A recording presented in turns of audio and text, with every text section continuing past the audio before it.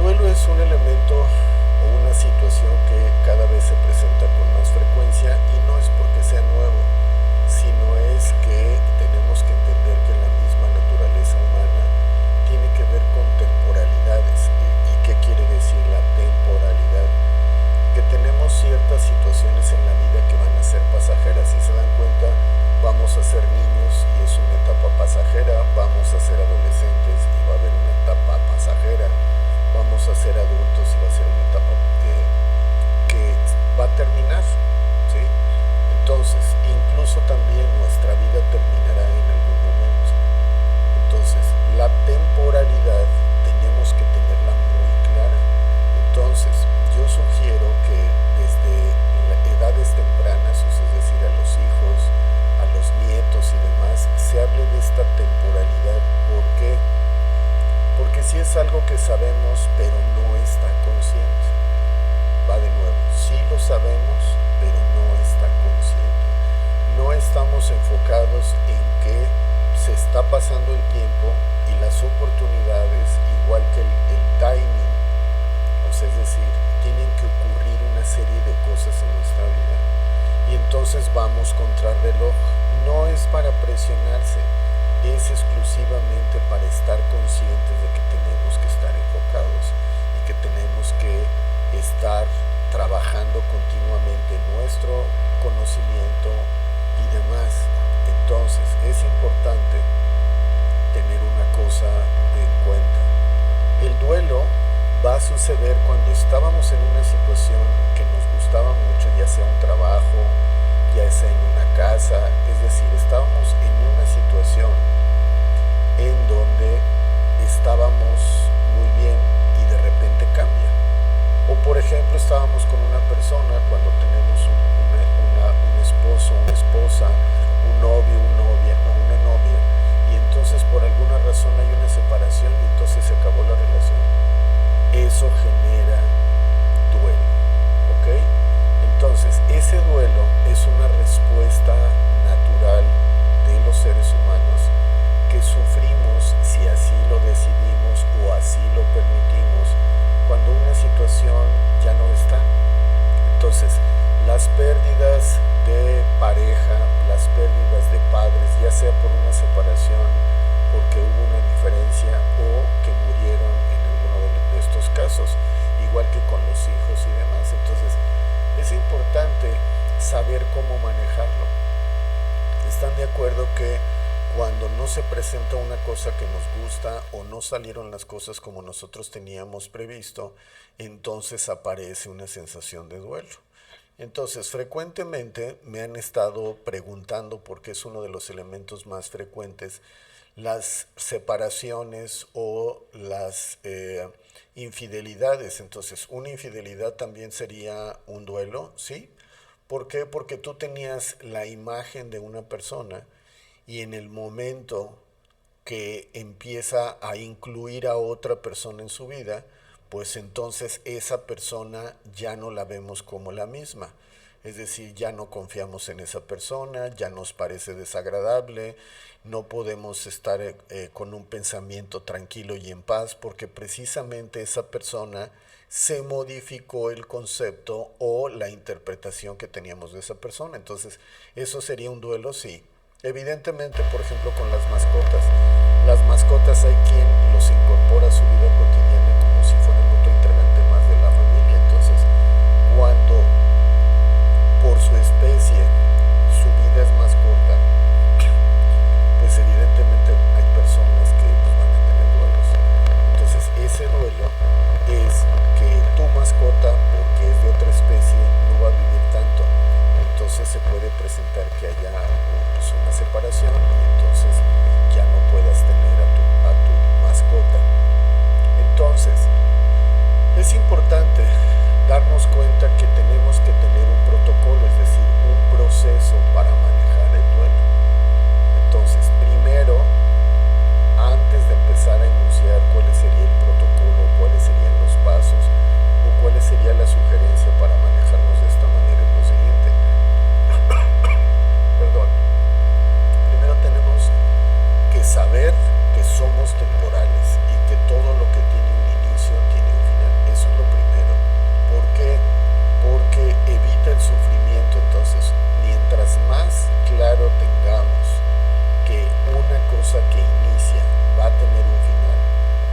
ser un final feliz, o puede ser un final no tan feliz, o puede ser un final totalmente amargo. ¿Ok?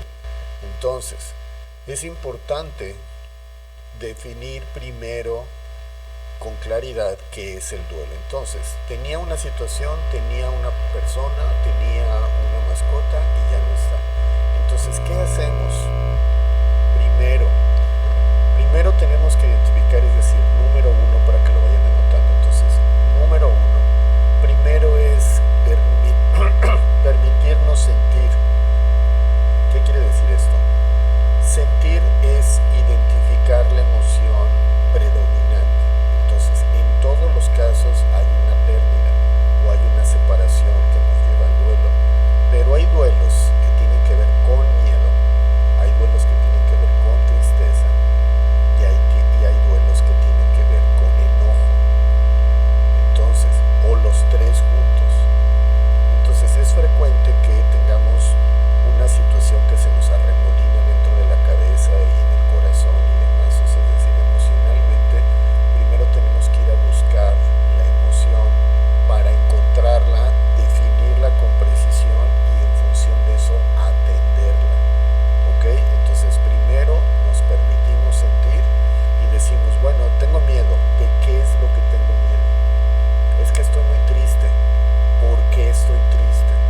¿Cuál es el motivo? ¿Qué es lo que estoy ubicando en mi mente? O estoy muy enfadado, ¿por qué me pasó a mí? Entonces tenemos que enfocar eso. ¿Ok? Uno de los elementos que es el más inútil de todos es que digamos, ¿por qué a mí? Esa pregunta nos pulula en la cabeza y nos da vueltas y vueltas y vueltas, y lo único que hace es mortificarnos y casi que se nos caiga un tornillo. Porque el hecho de saber con toda precisión, vamos a suponer que bajaran una entidad y nos dijera, te pasó eso por esta razón, ¿en qué cambiaría? Es un hecho consumado. ¿Ok? Entonces, cuando preguntamos ¿por qué? ¿Y por qué? ¿Y por qué? ¿Y por qué? No va a cambiar la situación y la emoción va a seguir permaneciendo. Entonces, esa pregunta que nos llega a hartar y que nos llega a molestar y que nos llega a hacer sufrir en la mayoría de los casos es preguntarme ¿por qué a mí? Entonces, esa pregunta mejor la cambiamos o la ponemos ahí por un lado y nos vamos a identificar la emoción que estamos viviendo con precisión, porque en función de la precisión de la emoción que estemos experimentando irá la respuesta o la medida correctiva para poder retomar por lo menos la tranquilidad o el sosiego, porque cuando recién pasa estamos todos mortificados y no sabemos qué hacer y no sabemos cómo actuar y demás. Entonces, primero es permitirnos sentir para poder identificar con claridad la emoción. Ahora bien, hay muchas personas que frecuentemente van a pedir apoyo. Hay otras que lo van a vivir en silencio. ¿Ok? Entonces, si va a ser apoyo o si vamos a buscar apoyo, tenemos que saber con precisión qué tipo de apoyo vamos a permitir. Va de nuevo. Tenemos una pérdida, ya sea trabajo, una diferencia con la pareja, una muerte o lo que tú me digas. Entonces, lo que primero tenemos que precisar es ese apoyo en qué consiste. Platicar con la persona, que sea una situación económica, qué es lo que tenemos que pedir apoyo. El apoyo es, alguien me va a dar apoyo, sí, pero ¿de qué tipo necesito el apoyo? Porque para que ustedes lo sepan, ya sea que ustedes sean los que están pasando el proceso problemático, o sea otra persona, la mejor manera de ayudar es preguntando. ¿Ok? Es decir, ¿en qué te puedo ayudar? ¿Cómo te puedo dar soporte? ¿De qué manera crees que yo pueda contribuir para facilitar lo que te está sucediendo? ¿Ok? Porque luego queremos obligar la ayuda, o por ejemplo es muy frecuente que digamos, es que mi adolescente lo despreciaron y no sé cómo ayudar, es que mi hermano, mi hermana pérdida y quiero ayudarlo, ¿sí? Entonces, es muy frecuente que las personas que experimentan empatía con mucha intensidad se sientan agobiados por el sufrimiento ajeno, por el propio o por el ajeno. Hay personas que controlan muy bien y resiliencian muy bien para sí mismos, pero cuando estamos hablando del involucramiento de una persona que tú quieres, es muy complicado porque el sufrimiento ajeno te consume. Por ejemplo, cuando tienes la pérdida de un hermano, pues implica que es una pérdida para tu mamá o para tu papá. Entonces dices, oye, falleció uno de mis hermanos, pero la que está muy devastada es mi mamá. Entonces luego queremos ayudar a nuestros padres o queremos ayudar a alguien más y no sabemos cómo hacerlo o lo hacemos de una forma torpe, diciendo cosas pues que son un cliché de que todo pasa, vas a ver que todo va a estar muy bien, etcétera. Las cosas pasan por algo. Todo este tipo de frases y palmadas así en la espalda, que más allá de ayudar, pueden enfadar a una persona. No, yo estoy contigo, entiendo perfectamente lo que te pasó, a mí ya también me pasó. Tienen la idea falsa de que porque hayas vivido una cosa parecida, similar o de la misma naturaleza, tienes autoridad para poder decirle a alguien que lo entiendes. Ninguna persona que esté sufriendo o que esté pasando por un duelo va a aceptar de buena manera que le digas, no, a mí me pasó lo mismo, vas a ver que todo va a estar súper bien. Es un buen intento, pero creo yo que es mucho más fácil una pregunta directa. Te veo afligido y me gustaría ayudarte. ¿Qué puedo hacer por ti? Si ahorita no tienes claro qué es lo que podría hacer por ti, pues entonces ten la confianza de que cuando tengas un poco de paz, serenidad y tranquilidad, me puedes telefonear, me puedes mandar un mensaje y yo me voy a reportar contigo.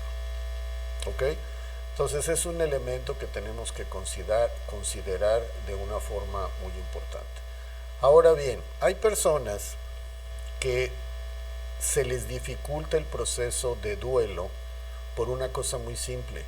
Las personas o las situaciones que estaban presentes o que estaban incluidas en nuestra vida ya no están más. ¿Ok? Entonces eso va a repercutir directa o indirectamente en nuestras rutinas diarias. Entonces, puedes tener una pareja con la que tenías muchas dificultades y estabas peleando y casi paradójicamente puedes decir, es que extraño estar peleando. ¿Sí? Puede ser que te nefastea mucho, o sea, es decir, te agobia mucho la presencia de alguien porque estás discutiendo, porque era estarte criticando, haciendo señalamientos y todo, pero de repente ese fastidio desaparece y entonces la mente empieza a decir, empieza a extrañar, ¿sí? Igual, o sea, es terrible cuando tienes una persona que falleció y que tienes a la vista todas las cosas de su habitación, su ropa, sus artículos personales y demás. Entonces eso se vuelve muy agobiante para las personas que no pueden procesarlo con facilidad. Entonces es muy importante que esas rutinas que teníamos respecto a la condición o a la persona con la que estábamos que ya no está, entonces lo que sucede es que tenemos que reemplazar rápidamente esas rutinas. Y rutinas me refiero específicamente a la actividad diaria, o sea, lo que hacemos diariamente. Cuando tienes a alguien, hay una conducta. Cuando ese o esa alguien ya no está, pues cambia la conducta. ¿Sí? Entonces, es importante eso porque si no estamos presentando ansiedad, depresión, enojos y todo el boleto, y eso puede estar relacionado con un duelo. Entonces se dan cuenta que muchas problemáticas humanas tienen que ver con duelos, ya sea un trabajo, ya sea una carrera universitaria, ya sea los hijos, ya sea que crecieron los hijos y se van a ir, o tienes una hija o un hijo que se acaba de casar y se va a ir a otro lado, una persona que tenía una oportunidad de empleo y se fue a otro lado. Entonces siempre vamos a estar con pérdidas. Y eso no tiene que observarse o manifestarse o interpretarse como una situación desagradable. Entendamos una cosa subrayada. Las personas son prestadas, no importa quién sea, van a estar un tiempo y después no estarán. Entonces es mucho mejor enfocarse en el disfrute pleno y enfocado en aprovechar la presencia de alguien porque muy probablemente no esté para siempre. ¿Ok? Entonces hay que tener eso muy claro. Y no es una cosa pesimista ni es una cosa madura. ¿Ok? La vida se escapa, te vas deteriorando, es decir, eres niño, adolescente, adulto maduro, adulto mayor y después se acabó el 20, como dicen por ahí, ¿no? Entonces es muy importante estar conscientes de eso. Eso es lo más importante, ¿ok? Entonces, ahora vamos a el siguiente punto. Una vez que hemos restablecido las rutinas, tenemos que hacer hincapié en nuestro cuidado personal o cuidarnos a nosotros mismos. Suele suceder que cuando tenemos un duelo, una pérdida, una separación o lo que sea, la persona que la está experimentando tiende a descuidarse. ¿Sí? Entonces, ese descuido o esa sensación de descuidarnos, que ya no comemos, no dormimos bien, no nos afeitamos en el caso de los hombres, en el caso de las damas, que ya no hay un arreglo cotidiano, ¿sí? Entonces ese desánimo o esa sensación negativa hace que dejemos de cuidar de nosotros. Y cuidar de nosotros se refiere a la alimentación, el sueño, etcétera. Y por otro lado, también es el arreglo personal. Entonces, cuando empezamos a descuidarnos, hay un arma de dos filos. Cuando ya no estamos poniendo atención en nuestra apariencia y nos vemos en el espejo, va a aumentar la sensación de desagrado y va a aumentar la sensación de desamparo, porque no solo te sientes mal, sino que además de eso te ves mal. Entonces, si no comes bien o no tienes ganas, no sales, no nada, ¿sí? Es importante que sepamos que eso es que tenemos que cuidar de nosotros y estar enfocados en eso. Entonces, el cuidado personal hay que estarlo monitoreando, es algo que no es opcional. Y cuidado personal me refiero a lo básico: comer bien, dormir bien, hacer ejercicio, etc. Ahora bien, por otro lado, el siguiente punto es expresar tus sentimientos. ¿Ok? Entonces, ¿a qué se refiere expresar sentimientos? Aquí podría haber una confusión de decir, es que estoy llorando todo el tiempo. Eso será expresar emociones. La expresión se refiere a darle estructura, ¿ok? Hablar y estructurar qué es la interpretación de lo que no entiendes o de lo que no quieres aceptar. ¿Qué creen que sea más frecuente? ¿El no entender o el no querer aceptar? En la mayoría de los casos no es que no entiendas, es que no lo quieres aceptar. ¿Ok? Entonces, es importante expresar los sentimientos de lo que nos está haciendo falta con la intención de hacer los ajustes de la mejor manera, y me refiero a una expresión modulada, entendible, confortable y demás. Recuerden que cuando estamos manifestando emociones desencajadas, es decir, un llanto exagerado, un enojo con maldiciones, etcétera, eso va a poner en alerta o va a poner nervioso a ciertas personas que están cerca de nosotros.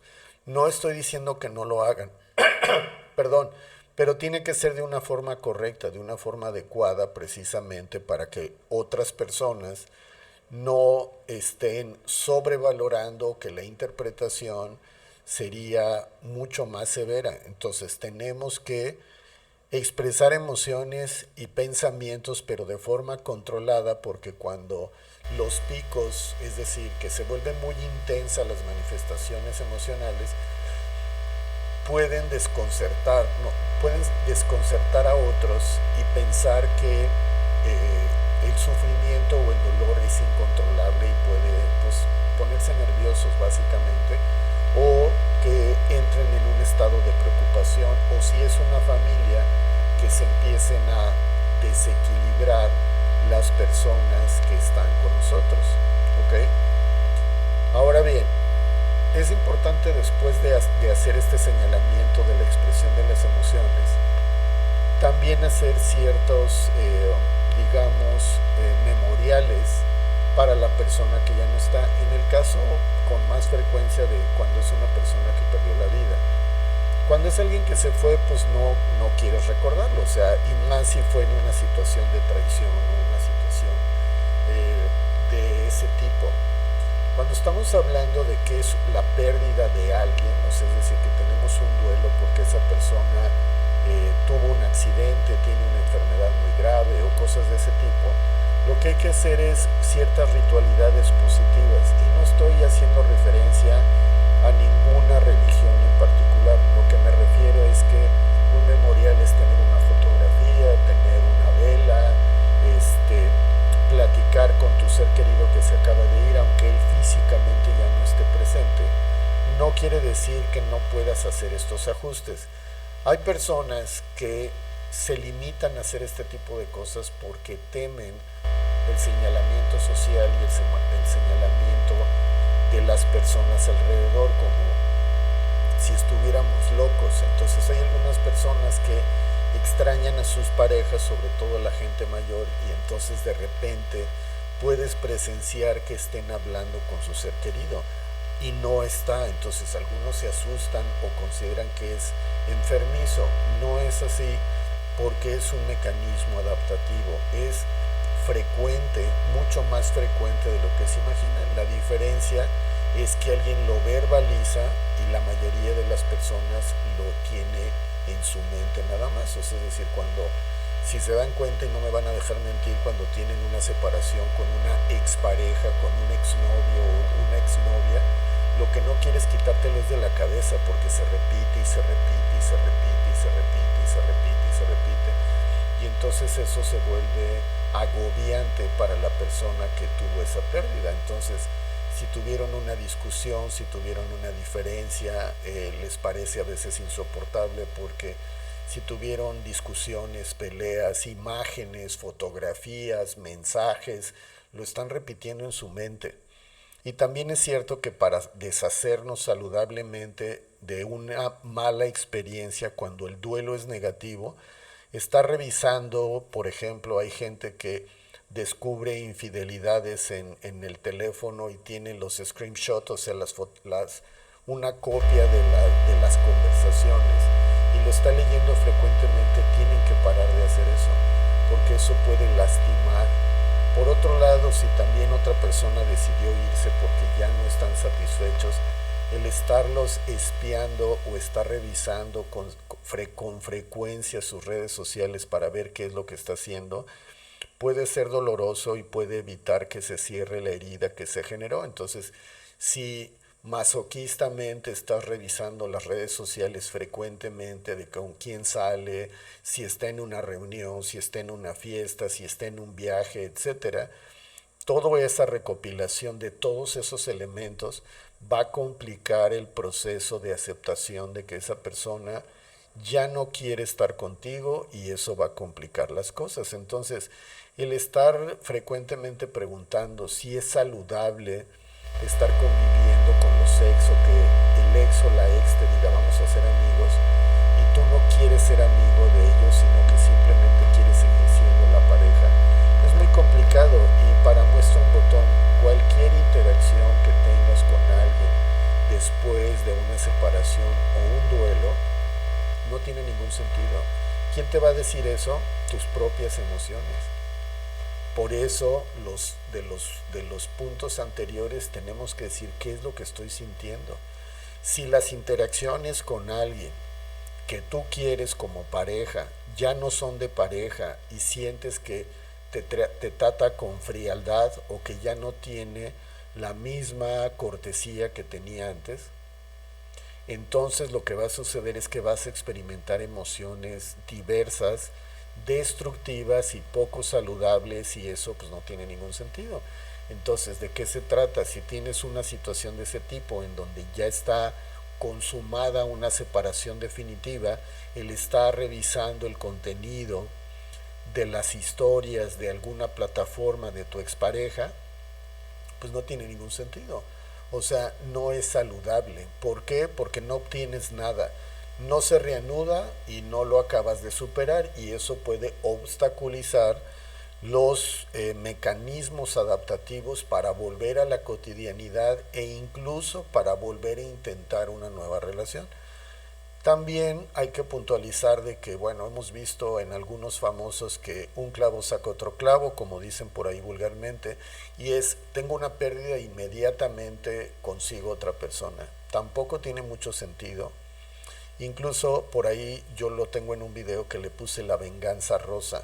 La venganza rosa es alguien te fue infiel y después te quieres ir a buscar un regimiento para tener sexo casual con otras personas, como si eso le afectara a tu expareja. No tiene ningún sentido. Hay muchas personas que lo hacen, no lo divulgan porque precisamente va en contra de sus principios éticos que puede manifestarse en sus grupos sociales, pero es bien frecuente esa venganza rosa de que tener sexo con alguien más porque alguien te falló, porque alguien fue infiel, es mucho más frecuente de lo que se imaginan y genera emociones encontradas. Te quieres vengar y el que acaba arruinando su vida eres tú mismo, porque el estar con alguien sexualmente cuando acabas de tener una pérdida pues no tiene mucho sentido. Te complica más y se hace un cortocircuito ahí adentro de la mente. Entonces no es saludable, no es recomendable, es mejor trabajar seriamente tu duelo y después tratar de empezar con alguien más, porque si no vas a involucrar a otra persona que no tiene nada que ver con el asunto y se va complicando. Como dicen por ahí, si no cierran bien tus heridas, vas a sangrar encima de alguien que no tiene nada que ver, que no sabía que tú tenías una relación cuando tú todavía querías a alguien más y cosas como ese tipo. Entonces no es muy recomendable que digamos, pero cada quien puede decidir hacerlo si así lo decide. Ser paciente con el proceso de sanación es muy importante. De repente quieren acelerar el paso para que sea de inmediato y no tiene mucho sentido. El tiempo es cuando haya estabilidad, no hay un tiempo específico. El ser paciente implica, bueno, ¿qué tanto dura un duelo? 10 años, 5 años, 6 años, 4 años, 3 años o de un día para otro. No tiene que ver con el tiempo, tiene que ver cuando puedes recordar el hecho o la persona sin sentir ninguna emoción adversa. Cuando pierdes un trabajo, pierdes una oportunidad, una casa, un auto, una mascota, una pareja, un padre, un hijo, un hermano, etcétera, puedes recordar la situación sin que te genere dolor. Y evidentemente, como siempre lo dejamos al final, si no puedes hacerlo, ¿sí? Si no puedes hacerlo de forma personal, entonces hay que buscar ayuda. Cuando ya se alarga mucho o tiene altas y bajas, pues hay que atenderlo con un profesional de la salud. ¿Por qué? Porque si no tienes los recursos personales, emocionales y mentales, pues va a ser muy complicado. O sea, no vas a poderlo superar, te vas a estar rellenando la cabeza de el si yo hubiera, etcétera, y así no funciona. Entonces, cuando uno no es capaz de ser eficientemente un proceso de duelo, pues hay que buscar ayuda profesional, que esa sería la opción pues más simple, menos desgastante y mucho más sensata, porque precisamente de eso se trata, el apoyo de un profesional de la salud mental. Entonces básicamente ese es el concepto general de espero que haya sido de su agrado y de su entendimiento.